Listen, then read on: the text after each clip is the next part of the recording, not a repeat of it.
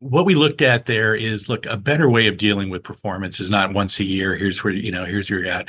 It's more, if there are performance issues, we're dealing with them up front. We're dealing with them through counseling, through follow-up if necessary, through performance improvement plans if needed.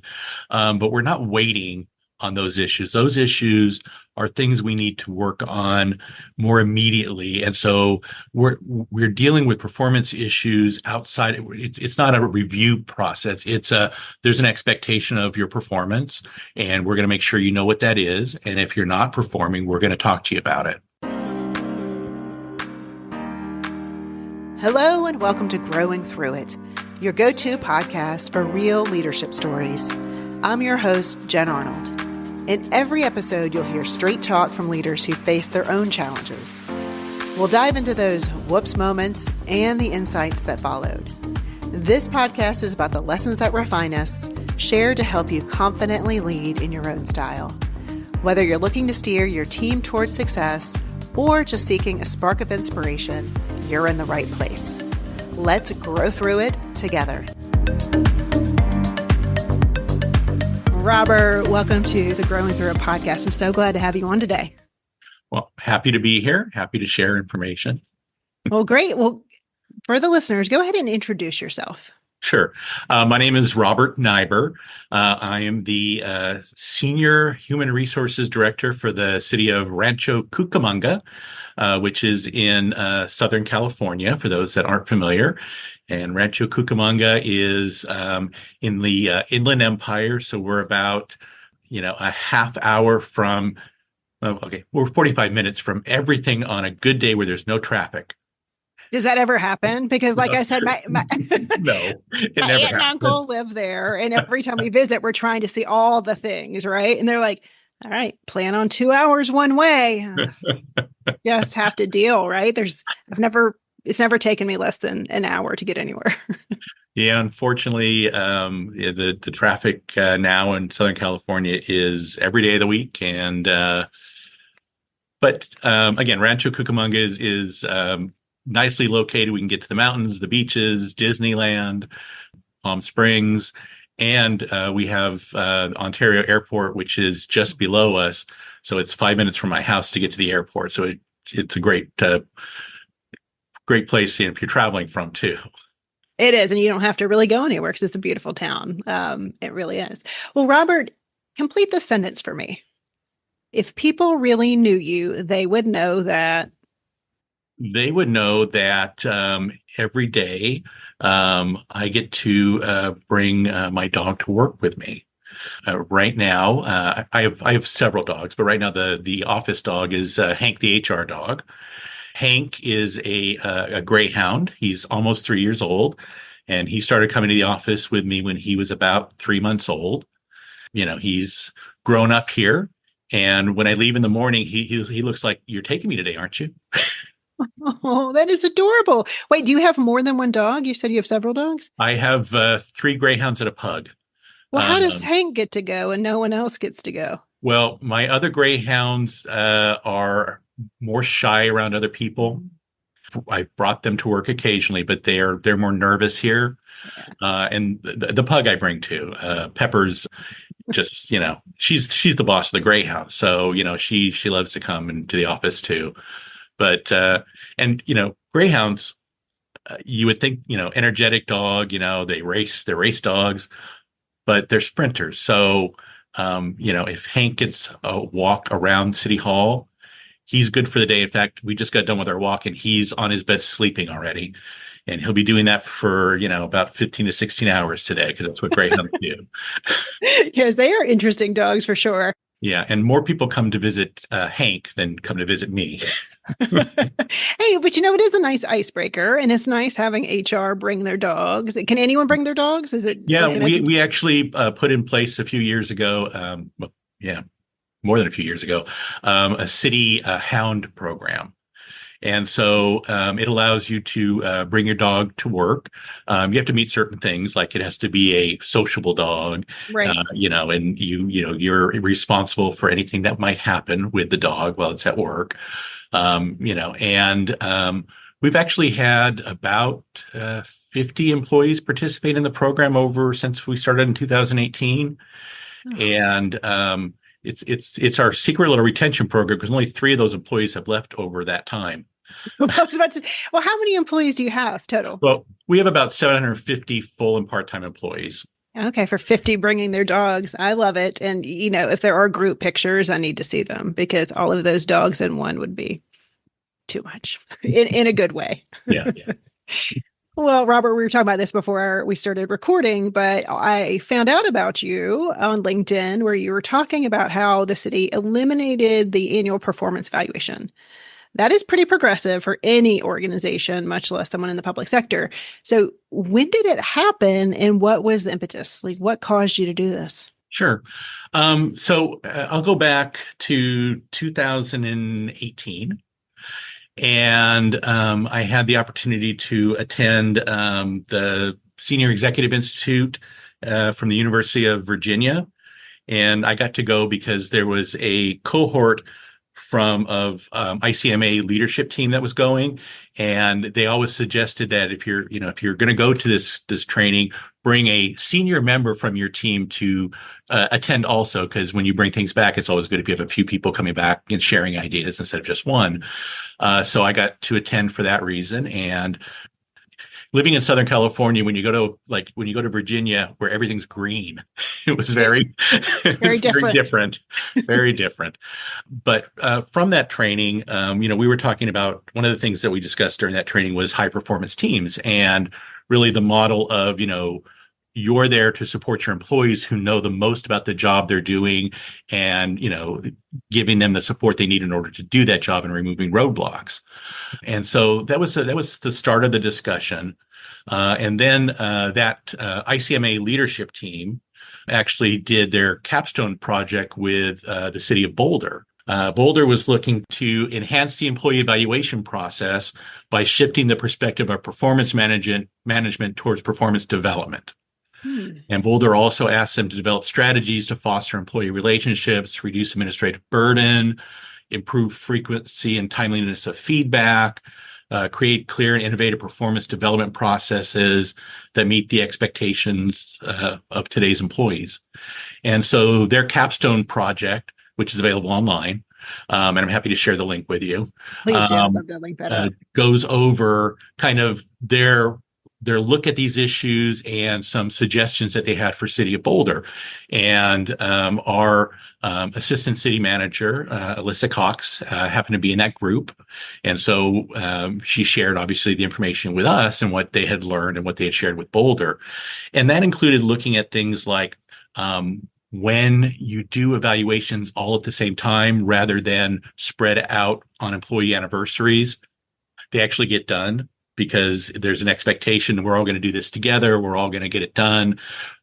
And I don't know about other people's experience, but evaluations that are spread out over the years, sometimes they get done, sometimes they don't, especially if there's not a merit increase tied to it in the public sector kind of thing.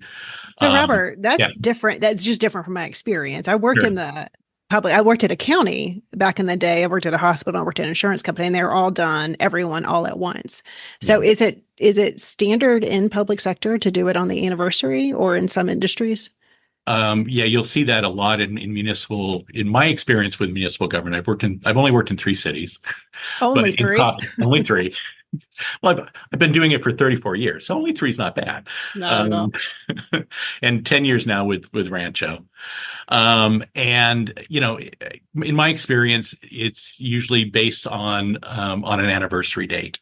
Okay. So you don't have that impetus to have everyone get it done, and that there's an expectation.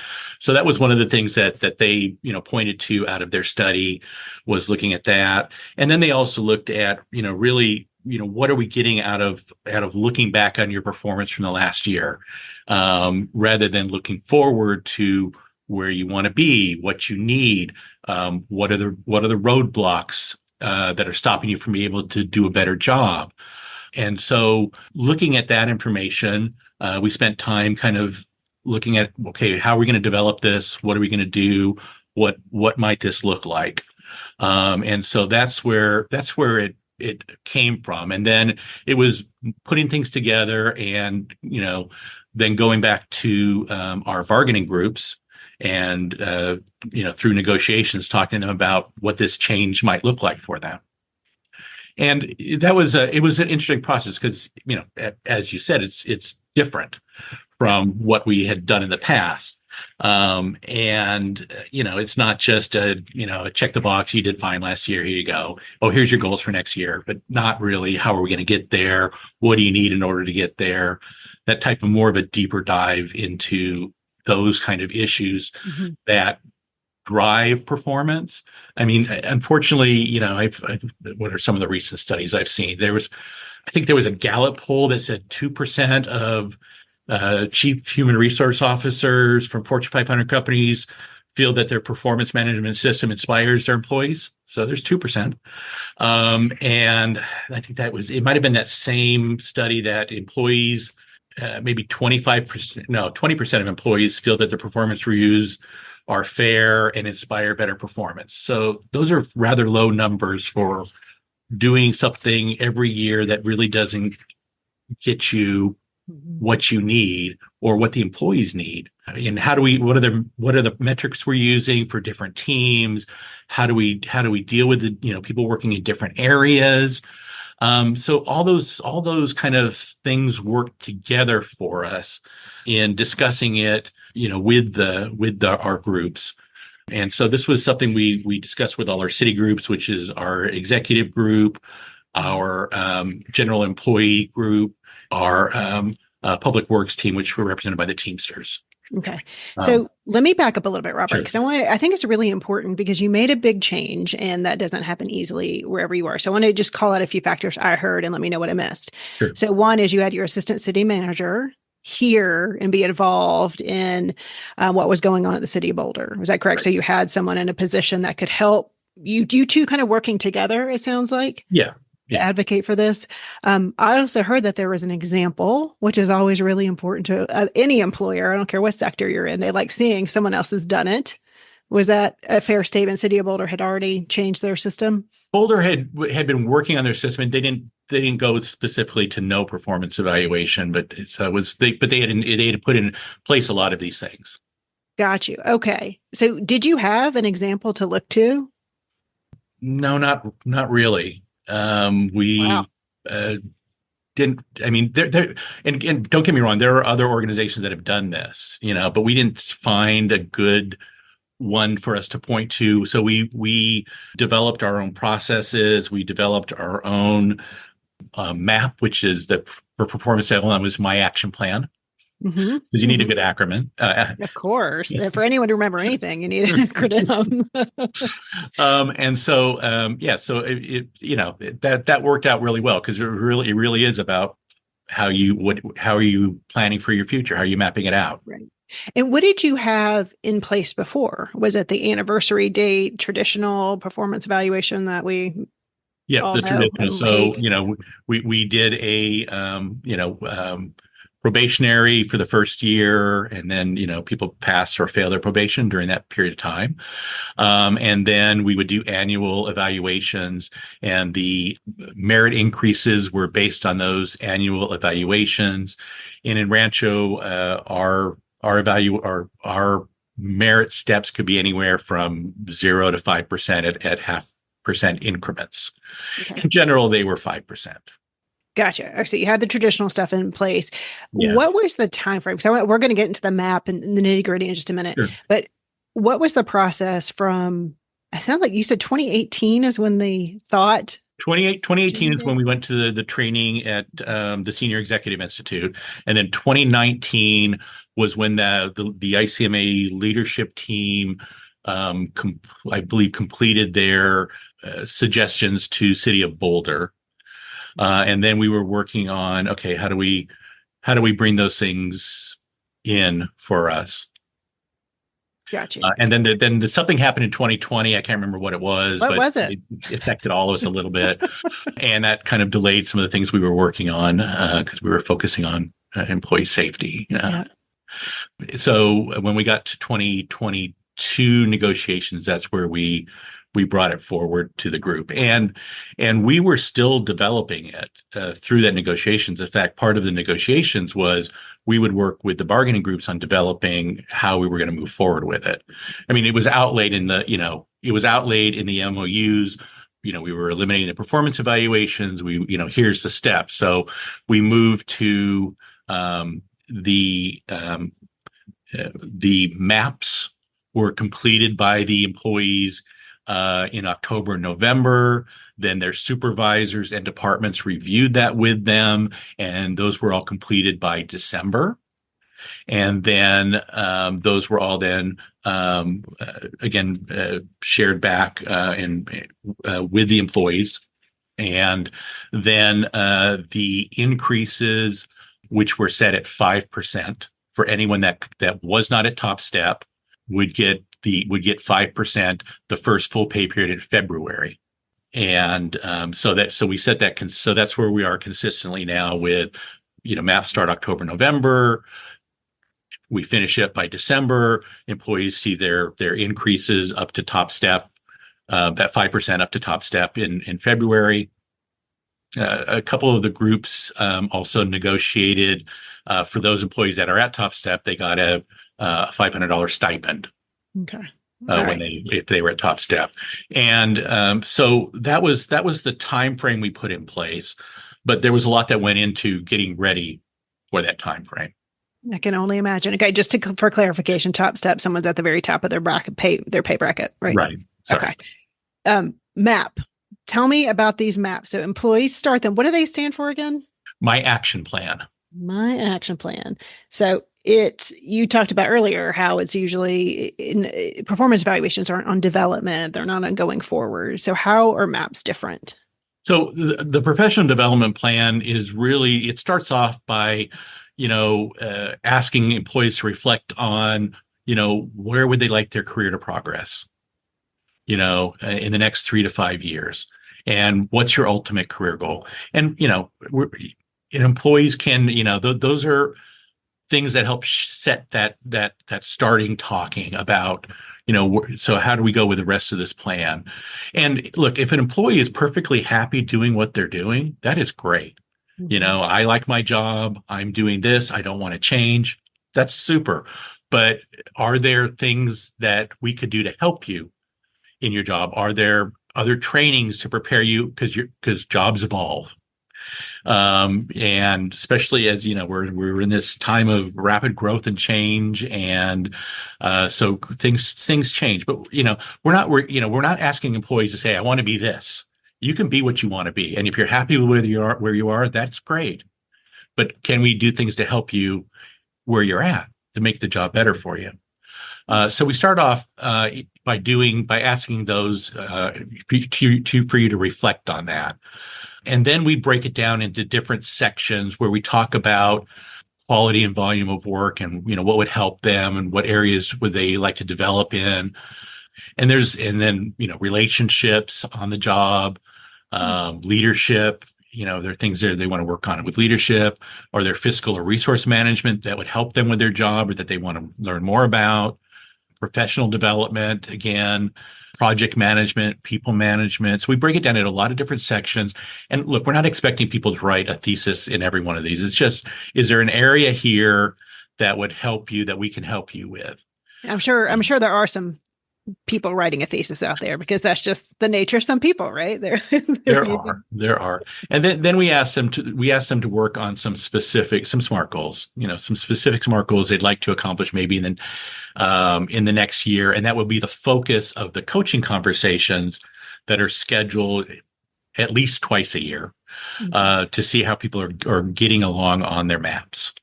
So how do you rate current performance, right? Because when you're thinking about evaluating the performance, you're thinking of, it's basically recency, right? What did you do for the past month, right? That's what we're evaluating. I love that this is future focused. So still, how do you go, okay, I know where you want to go, but how are you doing in your job right now? How does that work?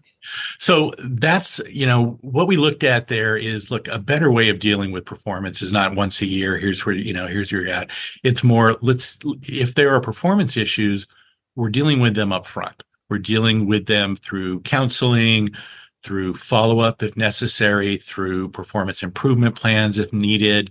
But we're not waiting on those issues. Those issues are things we need to work on more immediately. And so we're dealing with performance issues outside. It's not a review process. There's an expectation of your performance, and we're going to make sure you know what that is. And if you're not performing, we're going to talk to you about it.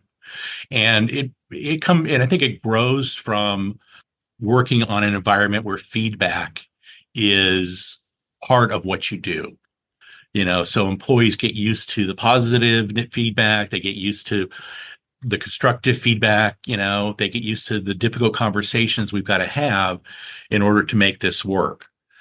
So you take performance out of this. It's not about it because you really, thank God. Thank you for this because, it should never be a surprise. It shouldn't be on your annual evaluation that should be taking place during his conversation. So it sounds like this is a motivator for people to address them because they don't have a place in these evaluations, correct?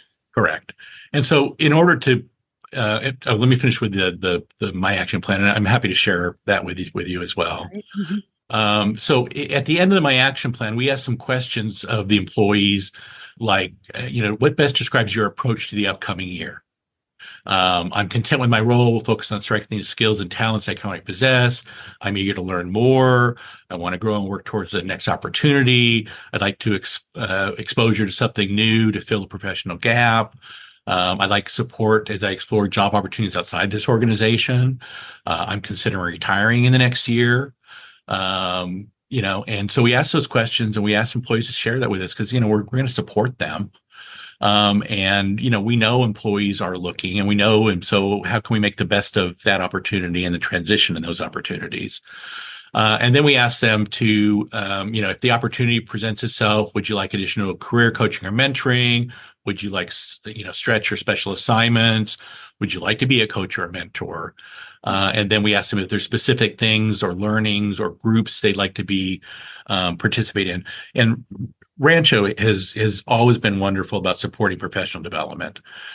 They encourage people to participate in professional organizations. They encourage people to go to outside conferences to learn and bring that back to the organization.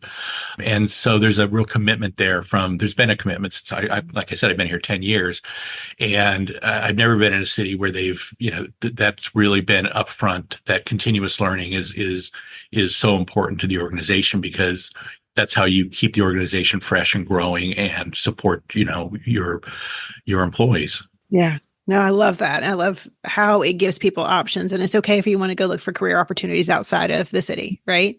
It's okay if you're like, hey, I'm going to retire. How do you set them up for success as they retire and transition out? Yeah. And we've done some things on the retirement side, like we negotiated additional sick leave payout if you give us more notice that you're retiring.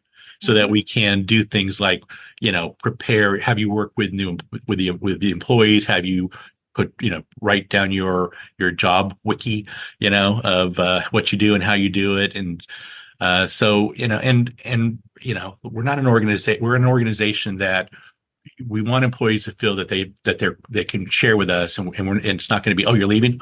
Then no, it's, oh, you're leaving. Okay, let's make sure that we've got things set up. You're able to share this information, that we're able to keep things, moving forward. Yeah. I think that's wonderful. And especially giving them, it's an incentive to tell you, right? So, yeah. Hey, we'll actually help you out if you're transparent with us. Yeah. Sure. So you talked about leaders can give up to 5%. So back in the day, in my management days, we had a certain allotment we could give, right? You can only have, we had the rating scale of 1 to 5. And I was like, you can only give this many 3s and this many 4s, that stupid bell curve thing. Are managers given the ability to give incentive, the 5% merit increase any way they want? Are there restrictions on it? What are their guidelines for giving? Sure. I think one of the things that helped us negotiate this with the groups was everyone that completes it gets the 5%.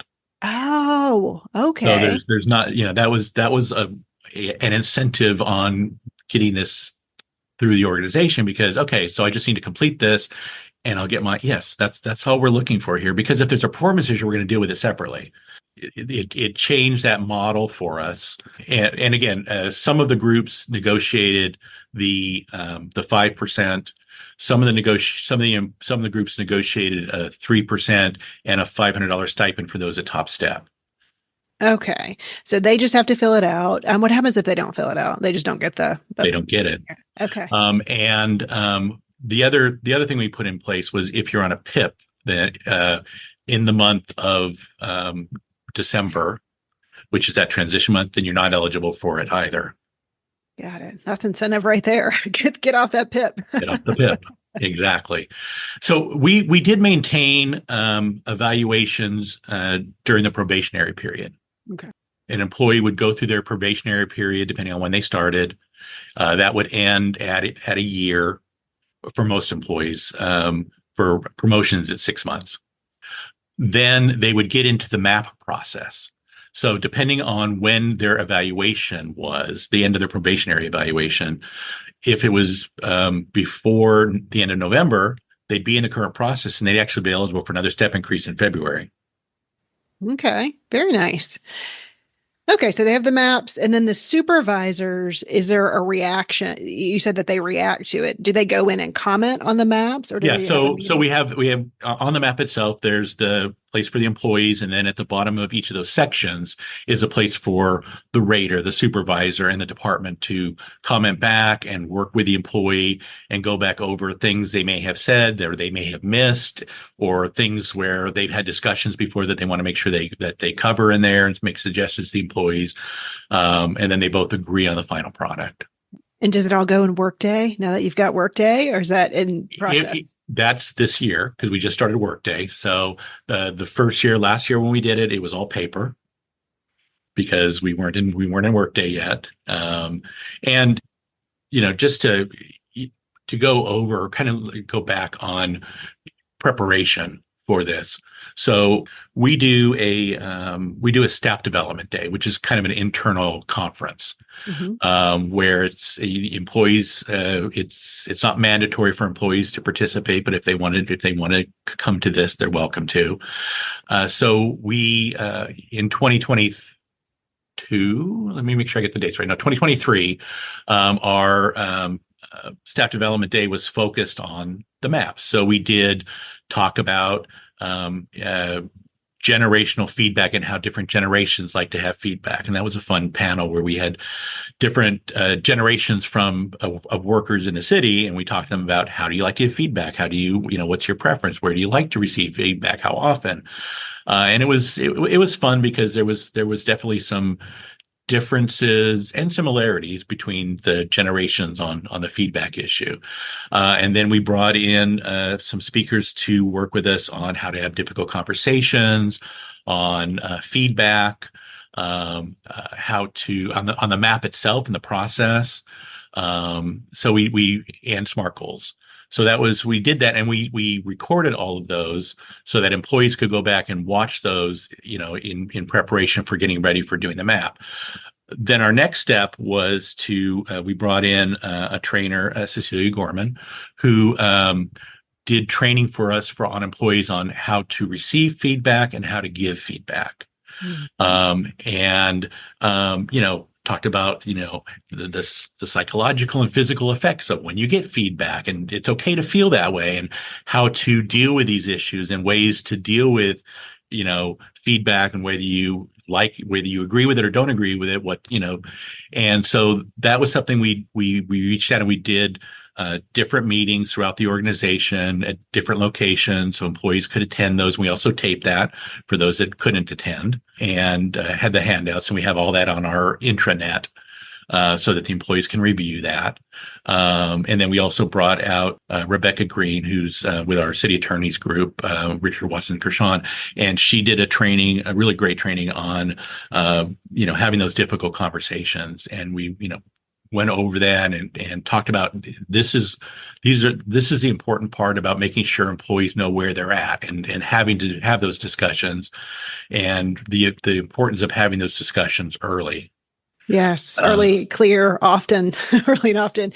Yeah. And so it sounds like you upskilled people greatly. You focused on maybe the whole organization, right? Just to say that you're going to be getting more frequent feedback. So how do you receive it? I love that because people don't talk about that piece of it, that it Yeah. does provoke an emotional response. Yeah. But how did you upskill leaders? Sounds like feedback, definitely crucial conversations. But what Yeah. else did you help leaders do to embrace this Sure. change? So again, we have a great group, a great executive team, and we worked with our executive team. We work with our number twos. Really talked about what our expectations were for this, where we're going with it, why we're doing it. Because Mhm. and not just with them, but with the employees too. They needed to know why. What's the change for? Gave You the know, why. That makes the yeah, biggest difference. you gotta when you're going through such a change, you got to make sure you share. It's not just because we think Mhm. this is what we're doing. No, it's we're doing this because we want you to provide us more feedback, so you have the ability to do your job the way that you think would be best. So we can support you in doing the job because you know best the ways to get the job done and to do the job and what you need in order to get the job done. Mhm. So it really came from that. And again, the how to give feedback training was more focused again on supervisors, who'd be giving the training. And that was from the executive group to the lead workers. It wasn't just we're going to focus here. It's everyone that's in a position where they may be leading, or maybe giving feedback to people. And so that was really, we spent a lot of time on that, which I think was important. Mhm. And we made sure that the resources were readily available for people who wanted to follow up or needed more information. Gotcha. So they could follow back up and get more in-depth information. Yeah, Okay. exactly. So you've been through one cycle. One cycle. Okay. And this couldn't have been without challenges. There's just no possible way, as good as it sounds, and as many supported resources that Sure. you had in executive support. But maybe what were some bumps along the way that people can learn from? Sure. So, as we were going through this, and this kind of seems it's kind of an obvious one, there were people that felt more comfortable reading and writing in their native language. And so we made that available for them so that, if they wanted to put that down, we could get it, we could translate it. That's fine because they feel more comfortable in reading about it and doing it that way. So that, again, kind of a no-brainer, but just something we wanted to make sure we followed up on employees. If they needed that support, it was there for them. We I also, wait, I wait.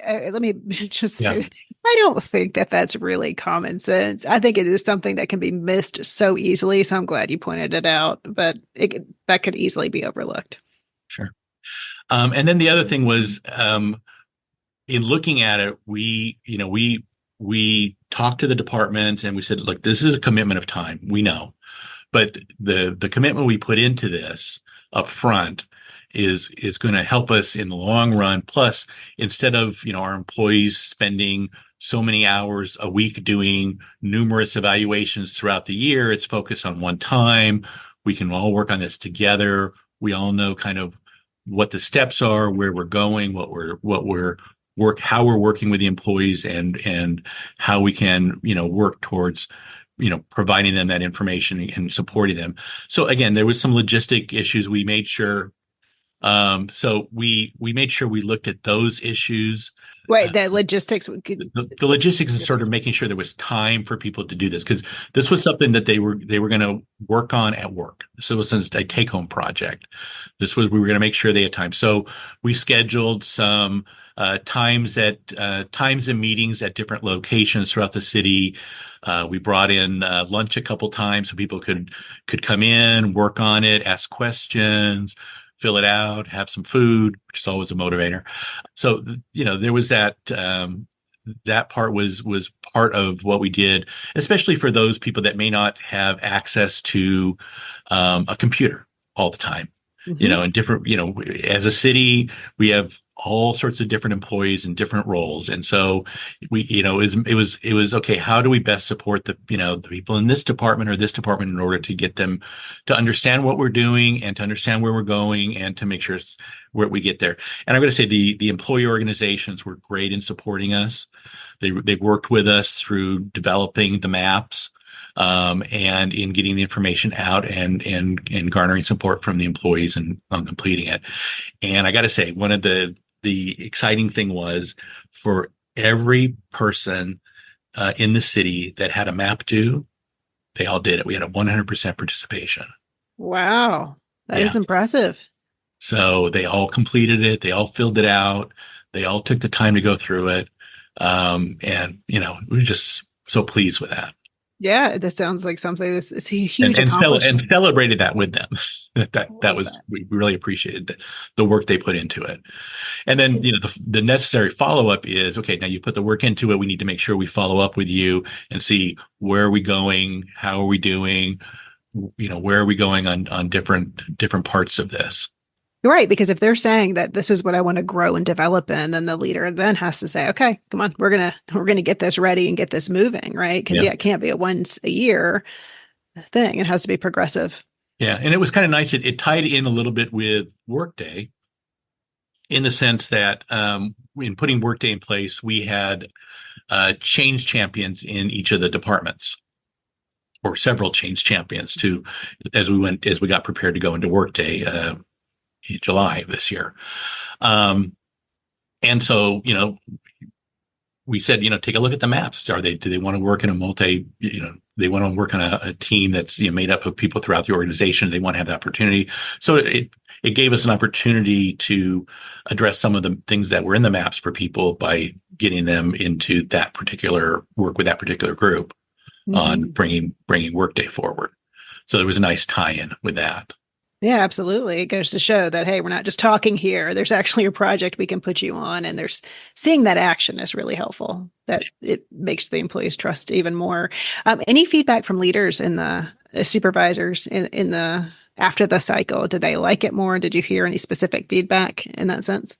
Yeah, I mean, I think that they liked the process, and what I heard back was, that the employees are sharing information with us that maybe we wouldn't have heard. Mm-hmm. We wouldn't have known. We're looking into a different way of doing something because we learned this, and this is something that came out that we saw in the maps from our department.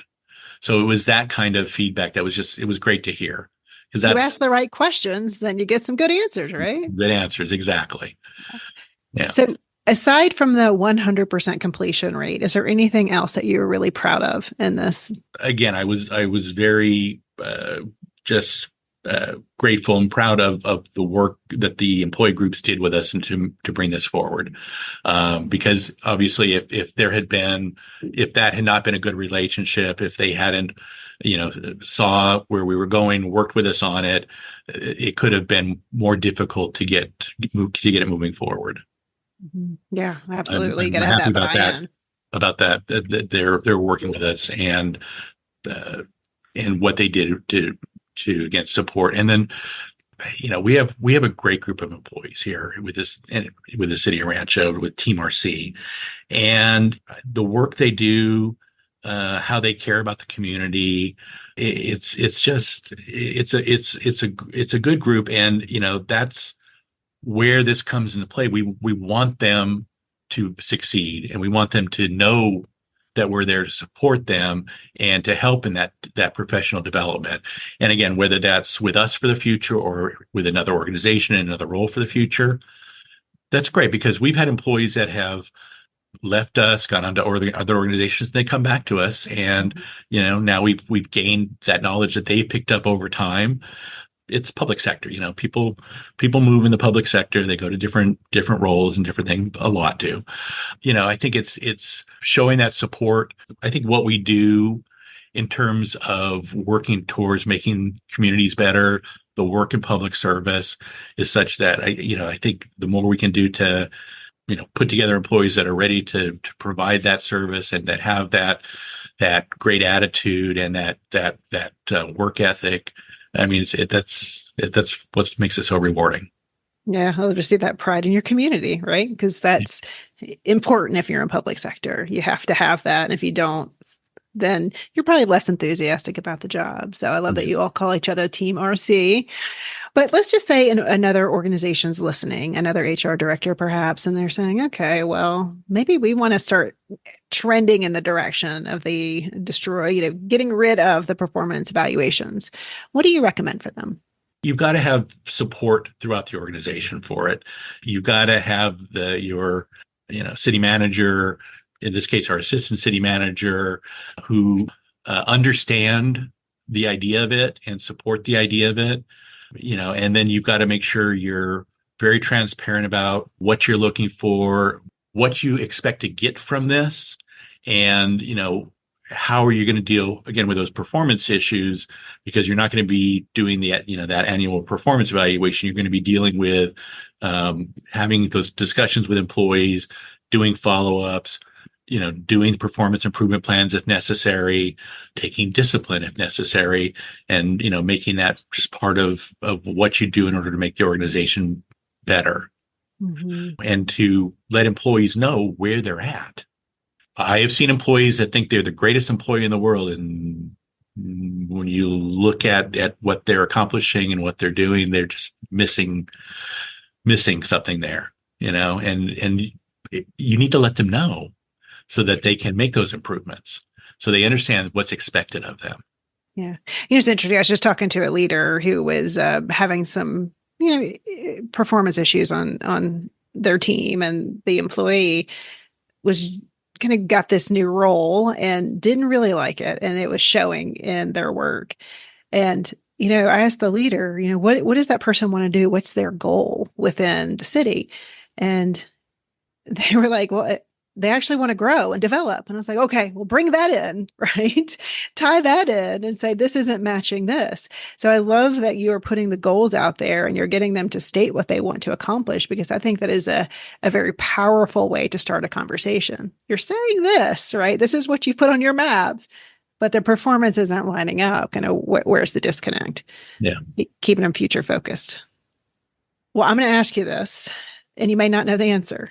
Sure. But what, if you think about the growth and evolution of MAPS in the process, how do you evolve it throughout the years? I know it's only been year one, and you've already said, here are the things that we maybe would do better next year.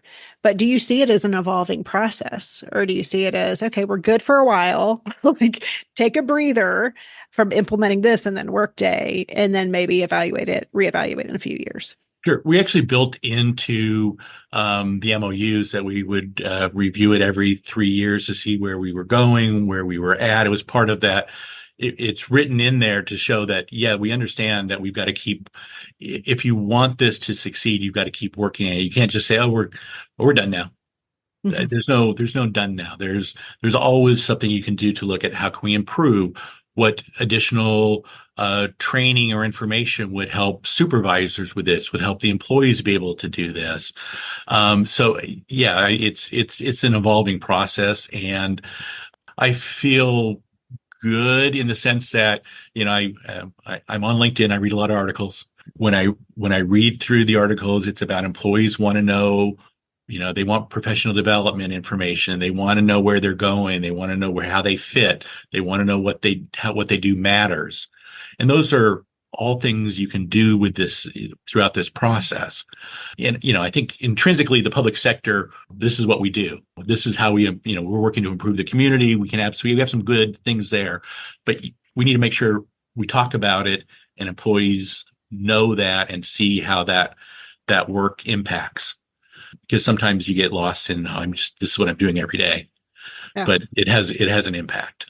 So I think those are the things that we just can continue to work on. And again, it is an evolving process.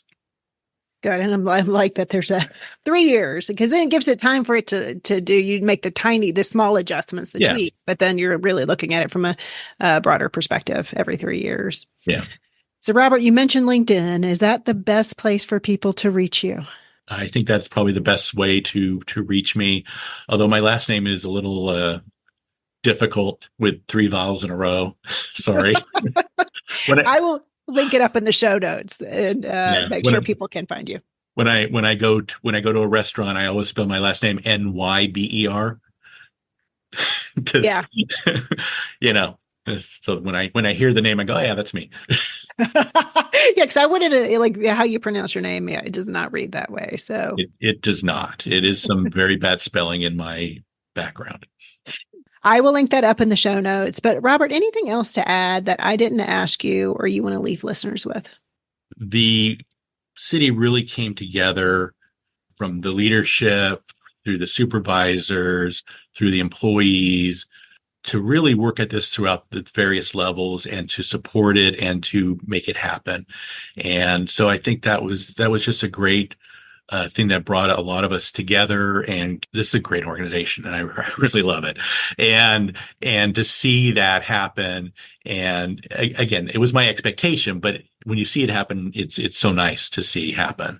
So you need to have that support. You need to, in HR, it's a lot about building relationships and with the departments and supporting their business functions and helping them accomplish their goals. And so, that it was just a great tie-in with the maps on that as well. Yes. Well, thank you for being a trailblazer and also for sharing your story and getting into some of the nitty gritty, because I think it's one thing to do it, but then another thing to understand how it happens. So I really appreciate you sharing your story. Well, thank you so much. I appreciate the opportunity. Thank you for joining us on Growing Through It. I'm Jen Arnold, and it's been a pleasure sharing this time with you. If today's story sparked something in you, don't keep it to yourself. Subscribe to our podcast, leave a review, and share it with your fellow leaders. And remember, each episode comes with a nugget of wisdom that we expand on in our newsletter. So if you're eager to put these insights into action, head over to our website at growthsignals.co and sign up for exclusive content that'll give you an edge in your leadership journey. Keep growing, and I'll connect with you again soon in our next episode. Until then, take the lessons learned and lead authentically.